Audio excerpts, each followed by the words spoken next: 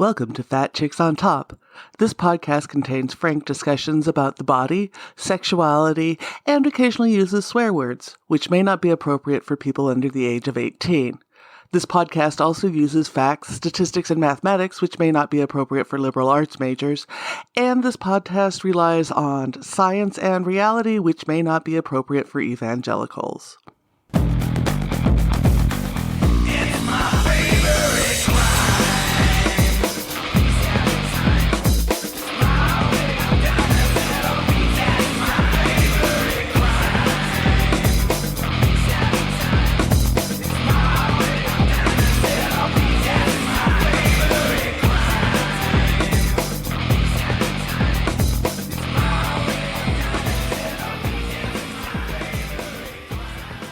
Welcome to Fat Chicks on Top. You're here with your host, Auntie Vice, and we are thrilled today to have Clarkisha Kent on. She is an author, a cultural critic. You may have come across her work on The Root, on Entertainment Tonight, on Essence. Like, you have a huge publishing list, and she has a new book coming out this year. Welcome to the show.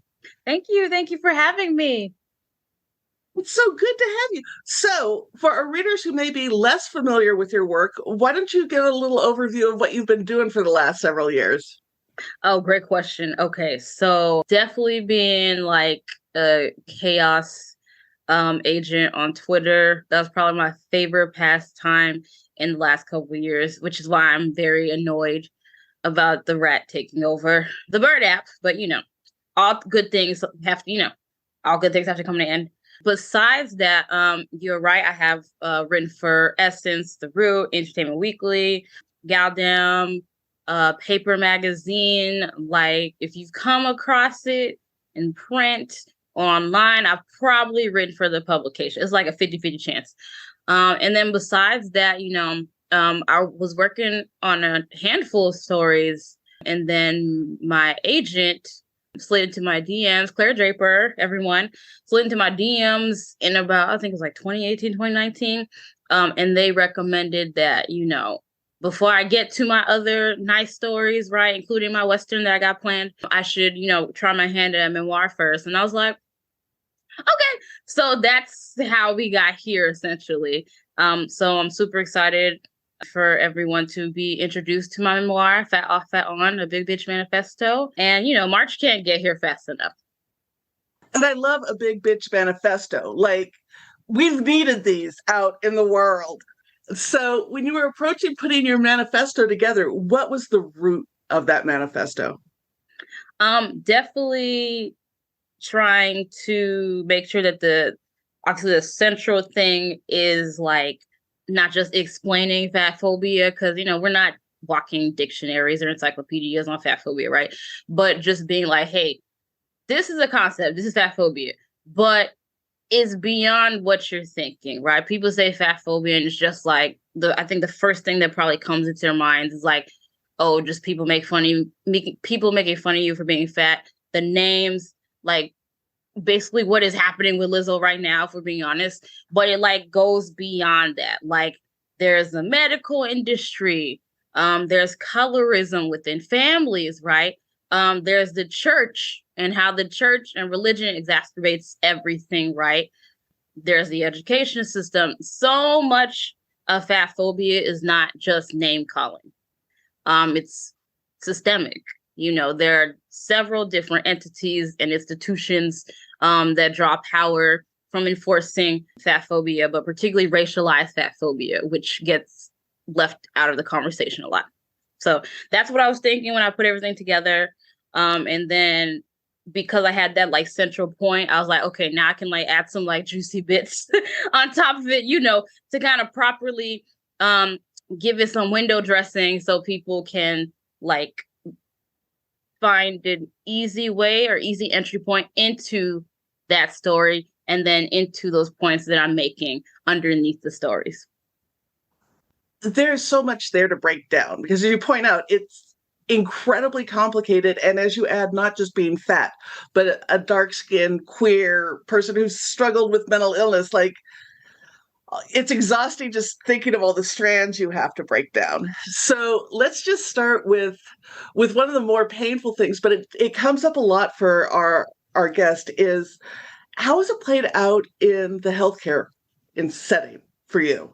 For me, it's a lot of, I hate to give my father credit because, as y'all will read in my book, that's not a good person, clearly. But he was someone who worked in the healthcare industry.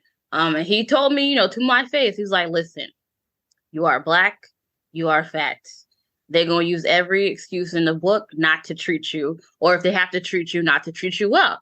So he's like, whenever you go in, especially with the pain scale, a lot of my, spoonies and disabled friends are familiar with that pain scale, right? He's like, when you go in and they're like, oh, what's your pain scale from 1 to 10? He's like, say like 50, say what? He was like, like really embellish that shit. He's like, I don't care what you say. Make sure they get you admitted and into that room. So for me, it's one of those things, like, because he is who he is, I was like, okay, you just saying that, right? You just saying that to, like, gaslight's not the word, but like to like scare me about the process. But when I not only told my ACL in college, but I had suffered an issue where basically my gallbladder was just done. Like, she up and quit on me. And I went into the hospital and I was telling them, like, hey, so my gallbladder's done. I knew the symptoms because my mother had suffered the same symptoms many, many moons ago, which also was frustrating. I'm about 20 years early to this, but okay, whatever. So they didn't take me serious. It was a lot of like gaslighting about, again, my pain scale and, the fact that I'm a woman, right? So they're like, oh, it could be, this or that. Like, maybe something's wrong with your uterus, da, da, da, da. And even if that's the case, that's still serious if something is wrong with my uterus, right? Right. So, yeah, they sent me home the first time with just an ibuprofen tab. And I was like, cool. So I came in, I think like 48, 72 hours later, and I just had a bitch fit in the ER. I was just like, you know what? Today, I'm just going to put on a performance and I'm going to get admitted. So I remember getting in there and they tried to give me the same spiel. So I just fell out.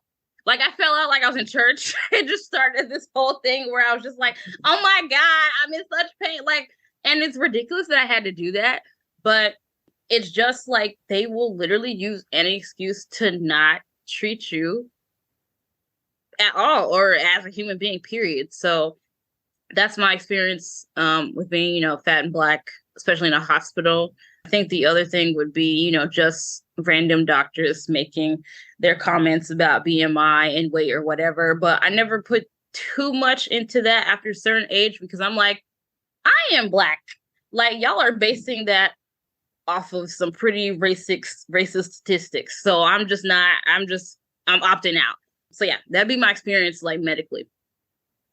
And for our listeners who don't know, gallbladder pain is fucking ridiculous. Like, it rates much higher than kidney stones or, heart. It's higher than a heart attack. And they just with women especially, it's like, it could be anything. Just go home.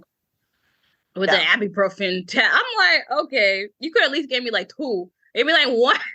And they give me 1, and I was like, okay, so this is what we're not gonna do. Yeah, when I went in with it, they said, well, you probably just strained your ribs, just roll a tennis ball over it. So now I have fantasies of taking those tennis ball shooters and like pummeling doctors to death because fuck you, it's ridiculous. It's not a little ouchy. Yeah, no, it's crazy. You've also had to deal with some mental health stuff. How is finding a therapist? Because I think it was Ashley Black who did this skit with, her biggest fantasy was a Black female therapist who's in network. That's like harder to find than a unicorn. How has your experience been finding help in the mental health areas? Well, very, very, very tedious, very tenuous. I also have hyper specific criteria when I'm looking. It's not enough for me to have a Black therapist. They either have to be a woman or like a non-man. They have to understand how colorism works. They have to understand how fat phobia works. Like, all these all of my experiences, they just have to be knowledgeable on. So as you could probably guess, very hard, very hard. But I lucked out. I think it was last year, early this year, where I found a therapist, Black therapist. And I shit you not, she was doing I think her thesis / dissertation on like how colorism and fat phobia like work together as an oppressive force. And I was just like, there's no way I just looked upon this lady. I'm shook it. I was so happy. I was like, the fact that I found her, like, crazy. Like, this one, like once in a lifetime, like synchronization of like finding someone who's on the same wavelength as you. It's not all perfect. I think sometimes she got a tendency to do a little bit too much devil advocate, being the devil's advocate. But, it's usually, out of concern and trying to raise a point that I actually overlooked. So prior to that, though, it's very hard. It's very hard because I would get some of the things checked off on my list, but not all of them. And like you mentioned, trying to navigate this shitty healthcare system and their deductibles and their premiums. It's been a mess. And honestly, I wouldn't wish it on my worst enemy, because even if you find somebody who works for you, then you got to worry not just about the pricing, but also meds if you need them, because I'm on some. This industry really just likes to nickel and dime you and bleed you dry any way they can. They call it a business for a reason, and it's a sick business. Because so many medical trials are done on cis white men under 45, right? Like, if you're not in that model, there's probably very few people like you that have been studied on a medication. How has it been have they worked, or is it a lot of trial and error? Do you use alternative medicines? So, I lucked out in that like 2 therapists ago, because I'm not in California anymore. I initially was, and now I'm in Virginia. And I lucked out in that my like first or second had just picked out the perfect bipolar like meds for me. I don't know how she did. She was just like, okay, we're gonna try this one. And I'm on Lamictal, right? / Lamitrazine. I think that's the generic version. Mm-hmm. So she picked that one, and like we I used it. She monitored me for a couple me for a couple weeks, and I was Gucci. My sleep had improved, because like I could not sleep. That was bad. And my mood was stabilized, and I was good. So yeah, we looked at the first time. The second round of meds came with my ADHD diagnosis that definitely happened last year. So that's been kind of rough because of the Adderall shortage. I put in quotations. I hope y'all know. Shortage. Then like trying to see if I can try things like Ritalin, or I'm gonna fuck this up, but I think it's Vyvanse. It's like Vyvanse. I think it's like a newer med, but I haven't gotten to that one because it's so expensive and there's no generic version yet. So that round of meds have been hard, and because of the shortage, quotation marks, I've just had to go without it. It's not ideal, but I'm like, if I have to pick and choose which medicine I definitely am not gonna part with, is definitely the Lamitrazine. Like, I'm not parting with that one. That one has like functionally changed my life. Now, I don't like being unmedicated for ADHD, but there are things I personally can do. Can't speak for anyone else, but I personally can do that can help me focus a little bit. So both with bipolar and ADHD, these are two things that, for a lot of folks, they experience a really hard time getting diagnosed, especially if you're in any sort of minority category. I was told it was because I was bisexual, and that's not real. I just need to come out as a lesbian and my bipolar would go away. What? And then I was told the psychotic hallucinations would go away if I changed to a gender-appropriate major, like English. And all I could think is, you think lesbian English majors are the pinnacle of mental health. Like, how can I not laugh in your face? Right. Like, you are mistaken, person. Right? So, and for a lot of it, especially if you're diagnosed as an adult, they think you're trying to make up excuses. Has it gotten any better? Were you able to go in and say, look, this is going on? And they said, yeah, this is legit. Or did you get kind of, nah, you're a woman. This is, if you take your Midol, you'll be fine. I'm glad you brought that up. So, this is me. I don't want to say endorsing self-diagnosing because that verbiage is weird, but I will say that more of us need to look into that because of these racist systems. That's how I got my 2 diagnoses for both my BP2 disorder and for my ADHD diagnosis. I researched both of them very, very heavily because the first time around I thought I might have OCD or maybe BPD. Like there's a couple of like more suspects in addition to bipolar disorder, and I narrowed it down to about 2. And then I went to my psychiatrist about them, and she helped me like narrow down to bipolar disorder. And then it was the same thing with ADHD. I had like suspected many moons ago, but it's my sister who like when we were living together back in Maryland, she like noticed some things that I was doing that I noticed, like leaving cabinets open, time blindness, like, the whole starting a task and then pausing it and then going to do another task and then pausing and you're like, wait, I forgot to like take the trash out and then doing that. And then meanwhile, like you have the rice on the stove and now it's burning because you forgot you were cooking the rice. So after she put all those together, I took those examples that she cited. And then like the written research I had done, including like some online tests I had taken, like tests that like actual like psychologists and psychiatrists had put time into.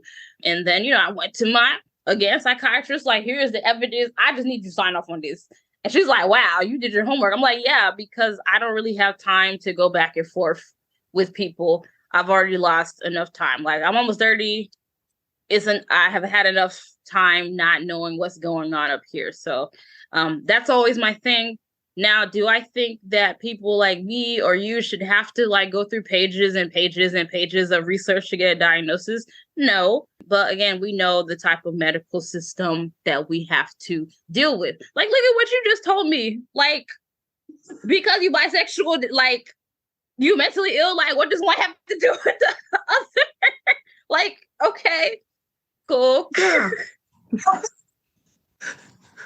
And it only compounds the more non-normative you are, right? The further away you are from that thin white cis dude, the harder it gets to get anybody to listen to you. So you end up having to do a crap ton of research to get any type of help in the medical system, which is so frustrating. So if you were to redo medical education, what would you tell med schools to do? If I were to redo medical education, throw out your existing textbooks because they're all fucking racist. Throw out your existing med books. We'd have to start there. I think people get stuck trying to improve or reform stuff and kind of they live in denial of the fact that oftentimes you just have to throw like the whole thing away and start over. So I would definitely start with that. And then once we get rid of that shit, I'll be like, hey, so get to know your patients. I know that like seems super obvious, but like people's pain scale, especially since we keep talking about that scale, is going to vary from person to person to person to person, right? So if you prick me with the needle, like the standard needle, I'm not gonna be like it's nothing for me. It's like a mosquito bite. I'm not really gonna feel it. But like my cousin, let's say you prick her with a needle and that's like a 9 for her. Now she's crying and throwing up because you didn't think to ask, like, maybe does this hurt, right? So it's one of those things where like a lot of these doctors just run on their own racist assumptions or, unfortunately, racist assumptions that they've learned in these schools. So that literally be my first order of business, just throwing all those books out so we can lay down a new foundation for learning, because what already exists is not very great. Yeah, I've been reading tweets of my existing medical mutuals, And some of these books that I just mentioned, like, you would just be shocked at what is in these books just written in print about how Black people, like how they deal with pain, fat people, how they deal with pain. Like, just you just be shocked by what is just printed in plain day and what is regarded as law for them, right? So yeah, that'd be my first order of business. You gotta throw the books away. That's the first thing. Yeah, no, you mentioned those, and when we read it, you're like, holy crap, this is what they're teaching people. So even if you come in having dealt with some of your racism, they're like, no, that was wrong. Come back to it. Yeah. Right? Yeah. Yeah, it's crazy. So you've brought up colorism several times, and you've had the joy of living in California and now in Virginia, two very different places culturally. Is it the same, different? How are you experiencing the way you're received in public and such in both places? Very different. They're very different. I was in Anaheim first when I was in California, and then Los Angeles. Like, I landed in Anaheim, then went to Los Angeles. Extremely colorist. Any Black person who lives out there will tell you how colorist it is. It was very nasty. I talk about that a little bit in my book, so I'll leave that as is. But Virginia has not been bad for me. In a lot of ways, it reminds me of Tennessee, which is where I'm originally from. I think people forget that a lot of Black people live out in the South. So it's one of those things where, like, you will find very different and varying shades out here. So my experience with colorism has been more pleasant on this coast. I could not believe what I was seeing and hearing and experiencing when I moved out west. Because, the assumption, I never made the assumption, right? Because, I've lived a couple places my whole life. But the assumption that it's a more progressive out west was very much proven wrong very quickly. So, yeah, if I had to pick a place to stay, it's definitely Virginia or somewhere on this coast, the East Coast. They're very different cultures. And even the Northeast versus the mid-Atlantic versus the South is very different back there. Yes. And I think that gets glossed over in a lot of conversations around how race is dealt with in this country, because it changes the way you can move through the world publicly.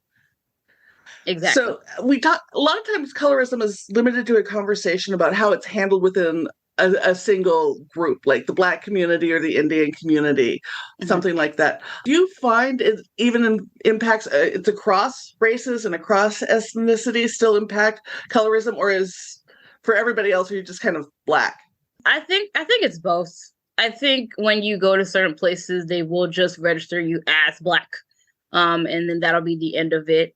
But like you mentioned, if you're in countries that also, colorism is everywhere, obviously, right? But if you're in countries that pay very specific attention to that, then yes, you may find yourself in some additional shit.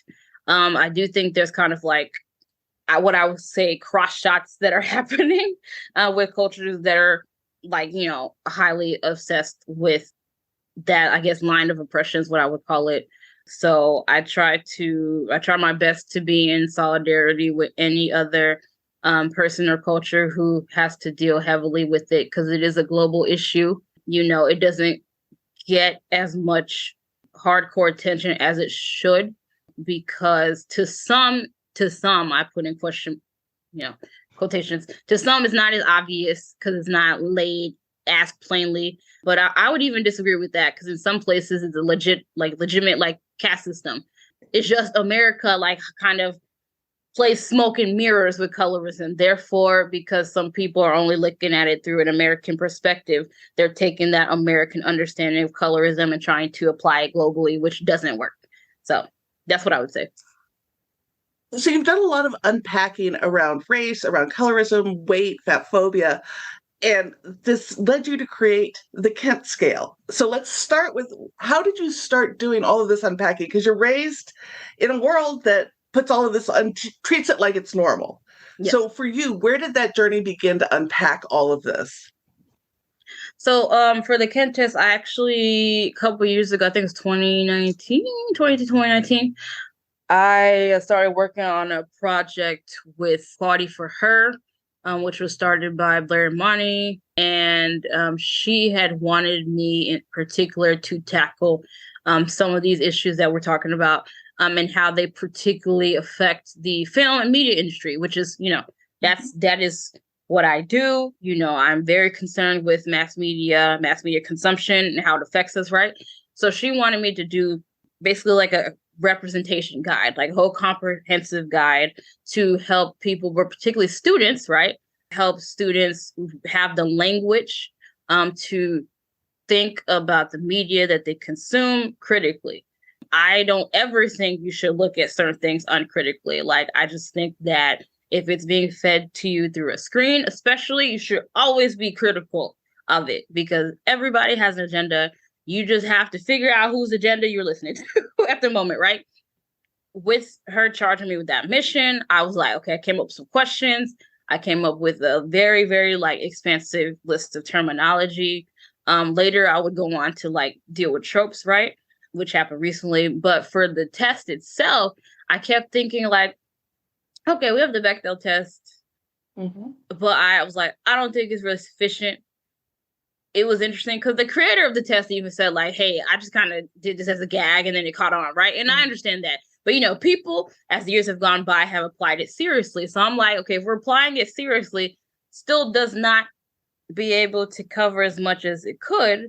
And once again, we're overlooking factors like race and and gender, especially for Black women, how those do a dance together, right? So I was like, okay, let's do the Kent test. I sat for some weeks looking at my computer trying to come up with specific questions. And then, like I mentioned, those questions were drawn from tropes I'd seen over and over and over again that were perpetuated against Black female characters. So then I was like, okay, once I had the questions nailed down, I put them in the test. And then for me, it was also important when I was making the test to make sure that the scale wasn't pass or fail, right? Because, when you're talking with the general public and you say, you give it a pass or fail thing, people just stop listening.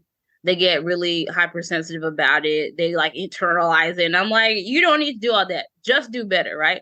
So that influenced my decision to just do it on a numbered scale. Mm-hmm. So it can be you didn't necessarily fail, right? But you didn't do well, you didn't do as well as you probably could have. So that kind of changes people's mindset when they're thinking about the critical things that I'm bringing up, because they're like, oh, okay, so I see where I could have improved here, or I see why this mm-hmm. thing that I put in my work, this trope, is very ugly. Just having mm-hmm. people think critically without getting defensive. That was kind of my mission with the test, because people don't like to admit when they make a mistake. It feels like to some people that they're dying or whatever, but you got to be able to move past that if you want to progress, not just in life but in your work. A lot of times people's immaturity in terms of receiving criticism like that will stop the actual development of their work. When I was making the test, that's what I was thinking of. I was like, when people look at this test, I want them to be like, hey, nothing personal about this test. It's all business. And according to these tenets, this is where I can improve in this quotations business, right? So that was my mindset. You really do cover some of the biggest problematic areas in film when it comes to the representation of Black women. Where are you finding really strong, positive representations of Black women in film lately, or are you yet? I mean, as of recently, to be honest, usually if there's good representation of Black women or Black people in a particular work, it's because it's a Black director. Sometimes it's not always true, as some of us have seen. Some of us have seen. But usually if, it's a work that has given thoughtful consideration of Black characters, is because there's a Black mm-hmm. person either directly in the writer's seat, or they came up with the screenplay, or they produced. Some Black person was on set to make sure that no one put out garbage. One thing that I recommend as of recently is Nanny. Girl, forgive me if you hear this interview. I think Nikatu Jisoo. Nanny's beautiful. Nanny's great.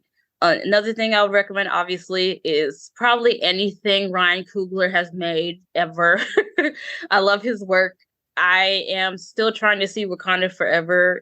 It's kind of hard out here with COVID surges happening. And you know me, I'm not going to risk my life for a movie. Sorry. So I'm waiting on that. But I remember how I felt watching Black Panther, the first film. And that film actually came out around the time that the test came out. So it was one of the first films I applied the test to. And it was just one perfect 8 out of 8 across the board. It was great. Those will be kind of like people I recommend. Yeah, that's what I would recommend offhand. I think there are a couple people, but it's my mind. It's escaping my mind right now. But yeah, those are recent projects or my faves, I would say. As I was preparing for this interview, a couple days ago, the New York Times put out an article on the 10 best actors of 2022. And it included both the leads in Nope. And I wanted to get you to touch on there's been all sorts of think pieces and stuff around the work and around Nope. What's your take on it? On Nope, in like the film in general, or? Yeah, and the two lead actors. Yeah. Daniel and Kiki are just talents, both of them together individually. So I think that putting them on that list was more than accurate. I haven't seen that list. I hope that they were at the top of that list because they deserve to be at the top of that list. Nope itself, I did like. I'm not going to lie to you. I did go in with some expectation of something. I can't even tell you what that something was. But, I was pleasantly surprised by the movie, as Jordan Peele likes to do, whatever expectation you have, he likes to circumvent it. So finding out that the little cloud wasn't even like, spoiler alert, if you haven't seen it, wasn't even just a ship, like he was his own actual entity eating people and things. I was like, first of all, because I love a good monster horror, right? But also because it's just like, okay, so now we're dealing with kind of like a man versus nature thing versus what maybe people's expectation was coming into the film. I also loved how the film touched on spectacle and what we will do to cater to spectacle. People now call it clout chasing, which I do think is still very accurate, right? And just thinking about, what we do to animals in particular in the name of, entertainment. So I really, really like that. I also love the, nod to like forgotten / erased, I should say, history in terms of Black people in our own film. And then even like one of my mutuals, I think she's called If Beale Street Could Twerk. She's so funny. She had a whole like thread where she talked about the fact that Nope should be read as a Western. And I 100% agree. I love that. I think it's like one of the final shots in the end where you see Daniel Kaluuya on top of that horse in the mist, little dust, sandy dust. And I was like, excellent shot. So yeah, I think that this is very accurate. And I think Nope was very good. I know some people were kind of like left head scratching. But if you like watch it again, I would say I would recommend watching it again. You'll be like, okay, I see what's happening. But yeah, I love Jordan Peele. I love his work. I'm always very fascinated by what he ends up putting on screen whenever I get a chance to go see it. So, as somebody who grew up with a horse trainer as a mother, this touched me because it's like there's so much in it, and there's so many great nods to great horror films throughout, and certain shots and. So good. And the characters are so well developed, and they're not over the top, and they're in no way a stereotype, and right, which is in the horror genre is really hard to get. Yes. We had Gretchen Felker Martin on the show, and we were talking about horror, and she does a lot of film criticism around horror, and finding good representation of fat folks and good representation of Black folks that is not stereotypical is next to impossible. All right. So I like that. So you actually went to school for a degree in film and cultural criticism. Did they address things like race and stereotypes when you were going through your education, or was this something you had to do on your own? Yeah, so I went to U Chicago, and they had when I went, I think I went from 2012 to 2016, and they called it cinema and media studies because I guess they're too good to say film. But the department was still a very young department by the time I got there. It was one of those things where, as a Black student in particular, if you wanted that kind of curriculum that you just described, where it does rigorously talk about race and gender and et cetera, like it's just something you had to seek out and put together yourself. Like even there was like intro to film, intro to cinema. There's like history of cinema 1, 2. Like they go over things like that, but like it's the canon for those classes and the curriculum is still very white, still very male. So for my electives and etc., like I really had to seek that stuff out. Shout out to Jacqueline Stewart. She is, I believe she's the president of the academy right now. Anyways, Professor Jacqueline Stewart, look her up. She's great. She actually taught one of the African American history film classes that I took. There were other classes too around like the Western cowboys, forgotten history like that, and how race factored in. But again, these were classes I had to specifically seek out to enrich my experience. If I had relied on any recommendations or any standard curriculum that they may have had in place, I wouldn't have nearly gotten as rich of an education. For folks who are interested in understanding film and the history of film and film criticism, if you had like 3 or 5 films to start with, to really give people an idea of what's out there, what they may have missed, what would you include in So your you said list? 5 films? Oh my God. It's always hard because every year, like more films come out and then my list changes. Oh my God. Okay. Ooh. I would say so 5. Okay, bear with me. So this is in no particular order too, y'all. Like I don't want y'all to be like, oh, she ranked it. No, I didn't. It's unranked.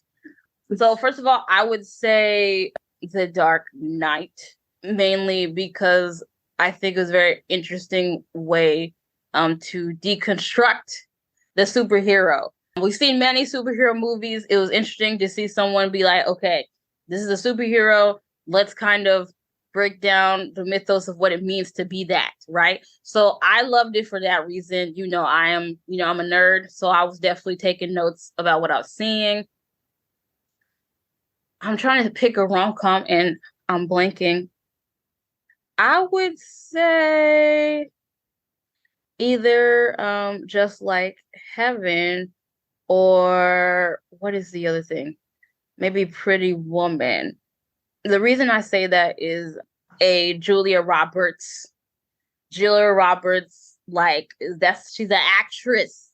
She makes it look easy because she's so pleasant and she just has good energy. But like a good rom-com is very hard to come by. People think it's an easy genre. It's not. You have to be charming and you do have to be romantic, but it has to be in a way that comes off as sincere.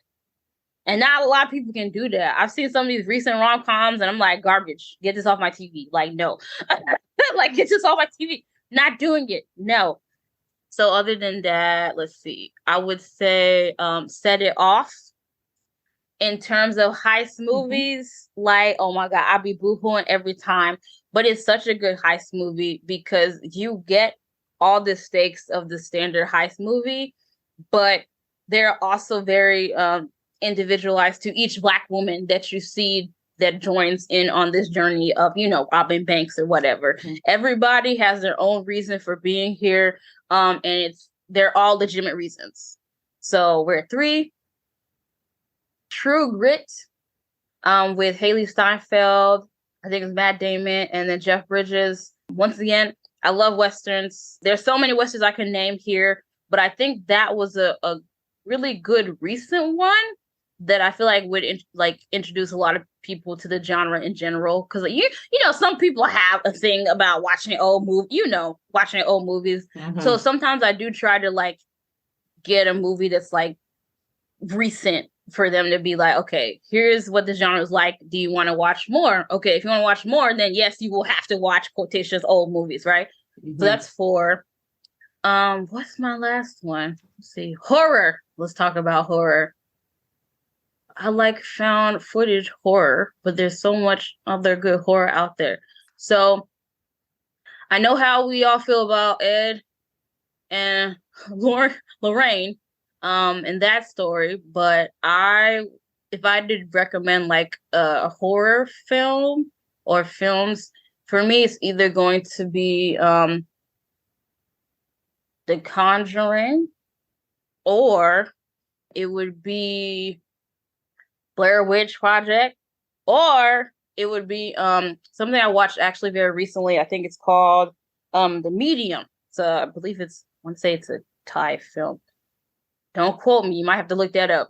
But any of those 3 movies work if you're trying to find like a horror film to look at. Blair Witch, for obvious reasons, pioneering the found footage genre. I think found footage lends quotations credibility to the film, even if it's obviously fictional. There's something about it to me that just makes it really engaging, because you, as the person filming or whatever, are trying to like get to the bottom of some horror mystery, right? And it's one of those things where, like, in an ideal world, you would be wrong about the mystery, so you don't run into the terrible, horrific thing at the center of what you're looking for. But usually in the film, they do eventually run into the thing, and seeing how they react to running into the thing that they thought didn't exist is always interesting. The Conjuring I like because of oh my god, Vera Farmiga and the actor that plays Ed. I'm sorry, I'm so sorry, but I love their chemistry. But I also love that particular story and the second one, because people forget that at the heart of horror are stories about grief. So you're dealing with family or families, plural, that have been through a lot together or separately. So when you see that and then you come across like the demonic forces that are feeding off of that grief, it just kind of makes you think of like grief itself and how it functions. Like, even if you don't believe in that stuff, right? Grief itself is already like a very destructive and haunting force. So I love the movies for that reason. As far as the medium, first of all, I will always prioritize movies that, are directed or written or about Black people or non-white people. Anything that is non-white is going to move up to the top of my list. But for medium in general, it is so scary. Like, it had been a while. I watched it this year, right? And it had been a while where I was really scared watching a horror movie. And this one really scared me on multiple levels. Like, the story was good itself, as a scary story. Like, the effects, the twists and the turns. It was also like shot like documentary / found footage style too. It's just so good. It's so good. And I always love watching creators take familiar genres or templates and just like flip it on its head. So it's one of those things where, like, if you're interested in, again, getting into horror and learning what the genre is all about, I would probably recommend any of those last 3. But yeah, I think I named 5. So that will be... Yes. I know it took me a minute, but plus a few extras. Yeah, so smattering. Right. Basically, this is how I get my watch list. I've gotten so many good recommendations from guests, because it's really gets exhausting watching cis heteronormative films for it. Now that I've watched all of Netflix or whatever, thanks to the pandemic, they've brought back some of these older ones, and I've tried to go back and watch stuff that I watched 20, 30 years ago, and I can't. I've got to shut it off. It's so bad with, as you learn and grow, it's like, I can't do this anymore. Like, if you don't have a queer person have a happy ending, I really don't want to watch your shit. Yeah, I feel very similar in terms of women in film too.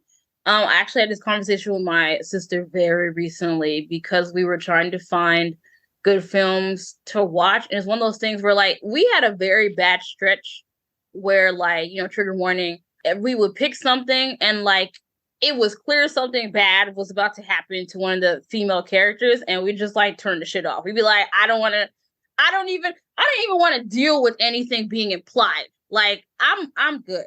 So it was really bad. Like it was like 3, 4, or 5 films in a row where we're like, are y'all gonna do this in every film? Like, do I have to dodge every other film to make sure I'm not accosted with any of this? Like, it's bad. It's very bad. Especially in the streaming era. It is bad. I was like, at this point, I'm about to go rewatch BoJack Horseman again because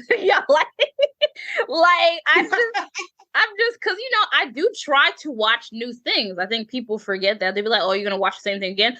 Well, if that means I'm not gonna run into this bullshit y'all keep trying to feed me, then yes, I will watch this show again. I was so irritated because I was like, it'd been one thing. It was like 1 or 2 movies, 3, 4, 5 in a row. And I'm like, okay, we're going to take a break. I'm just going to go watch something again because I'm not doing this. I'm not going to keep traumatizing myself trying to find something to watch. Yeah, no, it's same because it's just like, oh, I can't barrel through this. And I can't turn off that critical part of my brain and just go numb and watch a film. Like, there's stuff that just will jump off the screen anymore. And it's like, yeah. When I was younger, I was probably better, I guess, at that because, I wasn't thinking as critically about it. But yeah, now I'm just like, no, because again, the stuff you put out there, whether people like to hear it or not, it does have consequences. So, me and you are talking about this critically, right? But imagine, someone younger than us that is also encountering these same films I'm talking about back to back to back to back. Like, what are they going to be thinking? They're going to be desensitized to that. Mm-hmm. So I just... It's not good. It's not good. Not good. So we are coming to the end of time. You are putting a book out. It is a memoir. Do you want to tell the folks a little bit about it? Because it's coming out. It'll come out a few weeks after this drops, so people can pre-order and get excited. I've already pre-ordered. Yay! Thank you so much. So again, Fat Off, Fat On is a memoir. Say it again. Fat Off, Fat On, Big Bitch Manifesto is a memoir of mine. I basically walk you through like some of the beginning portraits of my life towards like basically me moving back south. Because at a certain point, I leave the South to go out west and kind of figure myself out, what I want to do for work and how I want to use my degree, my like $60,000 degree, expensive piece of paper that I got from the university. And like I mentioned earlier, I use my snapshots of my life to kind of dive into fat phobia and how it like uniquely affects dark-skinned people, mentally ill people, like you mentioned, disabled people, like just thinking about those type of intersections, and how, how they in small or big ways influence your life. So, obviously I do try to, again, make it as juicy as possible because, you want the memoir to be good if you want to, if you have to read it, right? So that's kind of my thing. I did want to tell these different stories and explain / describe these oppressive systems without boring people too. That's always important to me. Come like, you want this kind of stuff to be interesting. So yeah, that's what I would say about it. I've been told by many of my peers that it is, in fact, as juicy as I want it to be. So I'm very proud of that. But yeah, that's kind of like the skinny, I guess, on the memoir.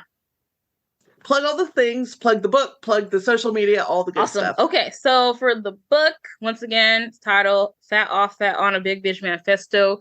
You can get it from the Feminist Press website. I actually prefer you get it from there because they're an indie publication. We want to support them.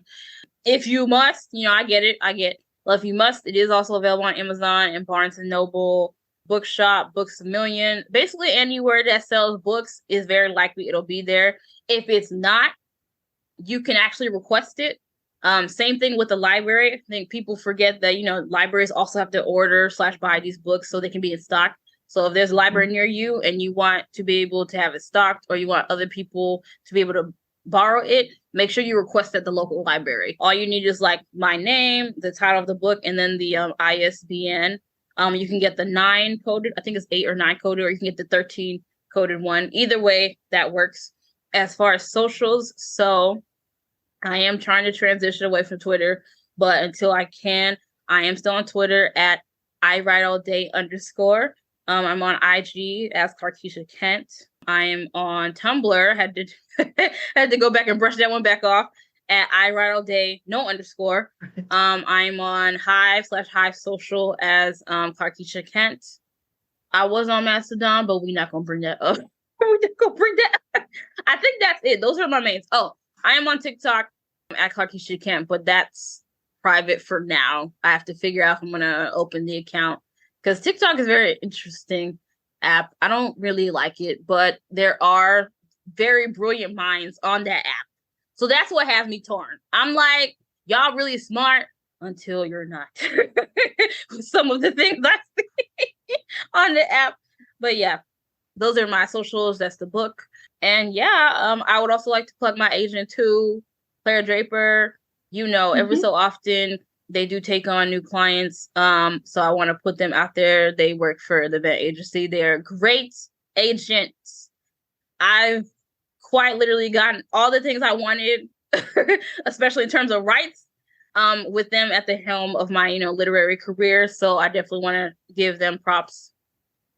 Excellent. And yes, Clarkisha's great follow on Twitter. I do follow her there. And pre-order the book. We'll have all the links up. We'll have it linked to CUNY Feminist Press because they happen to be a CUNY alum. So I will continue to support that in independent bookstores. And yeah, follow her on all the things, pick up the book, and congratulations on getting your memoir out there. It's been great to have you on. It's been great to be on. Thank you so much.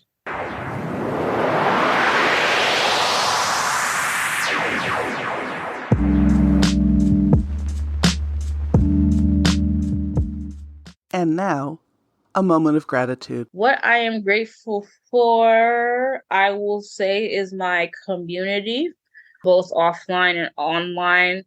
Recently, I just suffered like just a string of random misfortunes that really pissed me off. I think the pinnacle of it for me was when my car a few weeks ago was involved in a hit and run, just randomly. Somebody, it looks like they clearly jumped a curb and just hit my shit and then kept it moving. And it was bad, like it's fucked up. And I was at a spot financially where I just could not cover it because it had come at a really weird time. And my checks were spaced out because I still do freelancing work. So, I went online. I was like, hey, y'all, I need help. I was expecting too much help.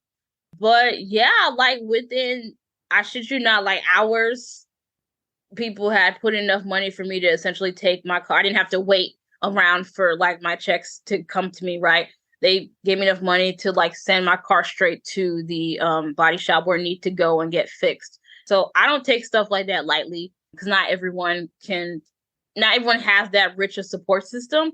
So that's what I would say I'm grateful for this year because it's been a tough year. Not just for me, but for a lot of different people. Like every person I've talked to was like, yeah, this year's a wash. I can't wait till next year. I can't wait till 2023. So yeah, I'm very, very, very grateful to my community. All y'all who can hear me, very grateful for y'all. I honestly, I would not have made it through this year without them. It was not a good year for me.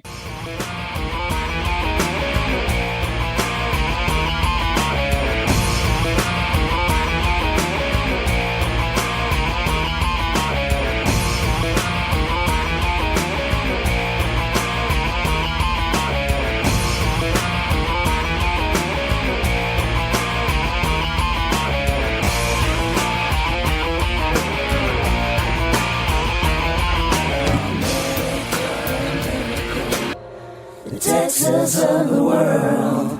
Thank you for listening to this episode of Fat Chicks on Top. Please like, subscribe, and review our podcast on whatever platform you listen to it on. If we like your review, we may even read it online. This has been an Auntie Vice production. Producer and host, Rebecca Blanton. Audio production by Sharon Smith. Music by David Manga. And more music by Sharon Smith. For more information about Fat Chicks on Top, please visit our website for all things Fat Chicks, at fatchicksontop.com.